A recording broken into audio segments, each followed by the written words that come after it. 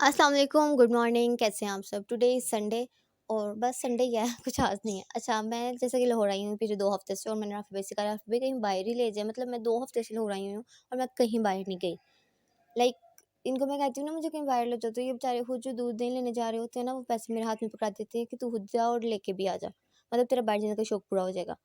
फिर जी हम लोग अल्लाह-अल्लाह करके संडे आया और हम लोग बाहर जा रहे हैं क्योंकि बाकी सारे इनके जो ये 6 दिन होते हैं, बाकी के सारे लोग बिज़ी होते हैं। रूम का हाल बहुत बुरा है क्योंकि हम लोगों ने सडन प्लान किया था तो रूम क्लियर किया नहीं, खुद को चेंज-वेंज कराया, आयशा ने खाना वगैरह बनाया, जो भी पुलाव-शलाव। और ये सोफ़ा है जिसमें मेरी चीज़ें पड़ी हैं, लाइक मेरा बैग पड़ा है और जो भी मेरे सारे सामान थे ना वो बाहर पड़ा है। मम्मा कहती हैं, मैंने कहा मम्मा मैंने वैसे ही रखा हुआ है जैसे मैं अपनी अलमारी में रखती हूँ ना, लाइक गोल-गोल बना के चीज़ें रख लेती हूँ, सेम वैसे यहाँ पड़ा हुआ है। फिर जी यहाँ मैं मेहंदी लगा रही हूँ, वो उसकी लाशें पड़ी हुई हैं। ये ड्रेस मैंने पहले प्रेस किया था लेकिन इसका सीन ऐसे हो गया कि रेशमी है, तो मुझे ये था मुझे ठंड ना लगे। क्योंकि यहाँ सीज़न चेंज हो ही नहीं रहा, मतलब इतनी ठंड है यहाँ पे, कोई अता पता ही नहीं कि गर्मियाँ भी आनी हैं। ख़ैर जी, बच्चों के फ़ीडर वग़ैरह डाले, इनका पैम्पर, इनके वाइप्स वग़ैरह, और ये बच्चे अपने अब्बे का वेट कर रहे हैं। अल्लाह-अल्लाह करके बहुत टाइम के बाद इनकी अम्मा ऊपर से नीचे उतरी क्योंकि उन्होंने खाना वग़ैरह सर्व करना था अपने घर वालों को। वो करने कराने के बाद हम लोग निकल गए।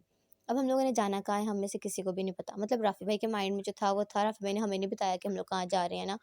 तो एट द एंड राफ़ी भाई ने वैसे सोचा ये हुआ था कि हम लोग अमाना मॉल जाएँगे, और ये जो ये बच्चे भी चुंग रहे हैं, ये हम लोगों ने इन 2 मर्द हज़रात के नाम कर दिया। हमने कहा हो तो ना हाथ पकड़ना यार, लेडीज़ अच्छी नहीं लगती बच्चे से सँभालते। इसलिए हम लोगों ने राफ़ी भाई और बिलाल को कहा कि आप लोग अब बच्चे सँभालो।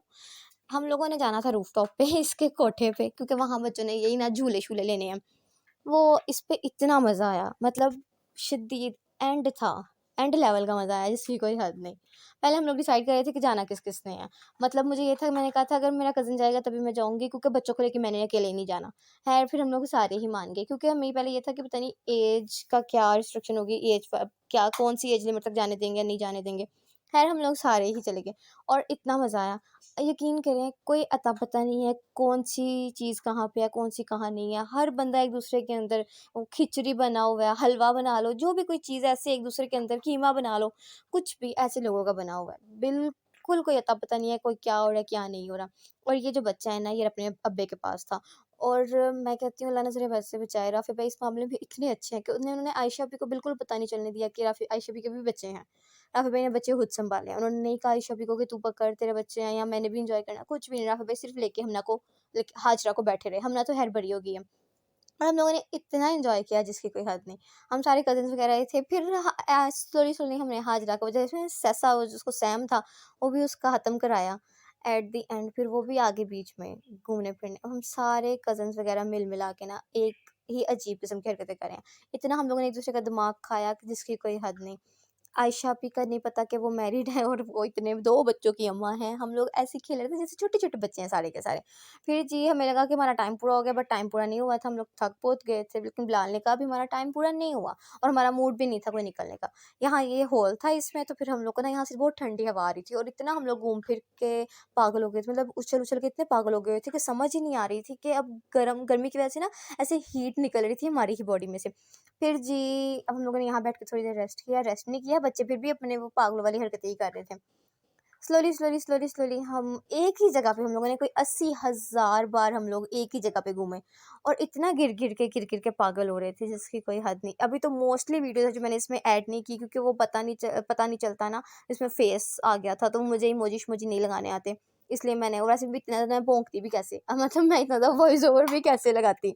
इसलिए फिर मैंने वो लाइक वीडियोज़ अंदर अंदर से क्लिप्स वगैरह वो कट कर दी हैं और मैं अपनी अम्मा को वैसे ही भेज दूँगी। क्योंकि मेरी अम्मा को भी नहीं पता कि मतलब हम लोग कहीं बाहर आए हैं। मेरी अम्मा से आज मेरी सुबह की कोई बात ही नहीं हुई थी। तो बस फिर ऐसे सडन प्लान में ना, अब मेरी अम्मा ये वीडियो देखेंगी डायरेक्ट तो उनको पता चलेगा। फिर ये अब टाइम शाइम पूरा हो गया था और शाम तकरीबन 5:30 का टाइम है, अज़ानों में भी होने वाले थे। वैसे यहाँ नमाज़ का है ही नहीं, मेरी सफ़री नमाज़ थी, बट अब मेरी भी पूरी नमाज़ हो गई हुई है और मैं ये कह रही थी, मैंने कहा पूरी नमाज़ होने से पहले मुझे तो घर भेज देना। लेकिन नहीं, अभी ख़ैर जब भी होगा सो होगा। और सबसे बड़ा जो मेरे साथ ब्लंडर हो गया वो ये, मेरा नेल टूट गया और इतना बुरा टूटा जिसकी कोई हद नहीं। मतलब पूरा का पूरा अंदर तक सारा ना, पता नहीं वही बिलाल मुझे कह रहा था कि कैसे टूटा और मुझे समझ में नहीं आई कि ये लाइक कहाँ घुस-घुसा के ये नेल टूटा इतने बुरे तरीके से।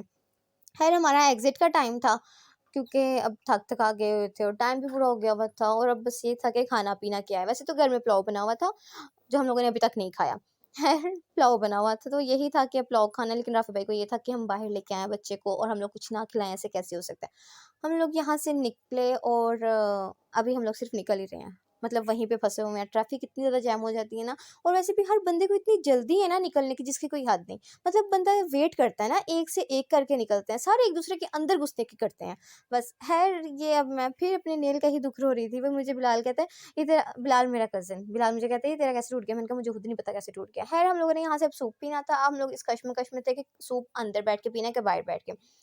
तो अंदर बैठ के डिसाइड हुआ, बट मुझे वीडियो नहीं बनाने दी, मुझे बिलाल कहता है कि वीडियो नहीं बनाते। अब जी हम आ गए हैं घर, बच्चे भी चूँकि अभी नीचे ही हैं, मैं ऊपर आई थी, मैंने कहा वॉइस ओवर लगा लूँ क्योंकि यहाँ पे फिर वॉइस ओवर नहीं लगाया जा सकेगा। यहाँ पे इतना रोला होता है ना, अभी मैंने बेचारी हमना को अपने सामने चुप करके बिठाया हुआ है, वरना यहाँ वॉइस ओवर नहीं लग सकता। बाकी आप लोग करें वीडियो को लाइक, कमेंट, और हाँ, मैंने अपना नेल कराते ही सबसे पहले नेल कट किया और अल्लाह की कसम डकी भाई जैसी शक्ल निकल आई है मेरी फिंगर की, बिल्कुल गंजा हो गया। अब जी हम लोग शूज़ वगैरह चेंज करेंगे, कपड़े नहीं चे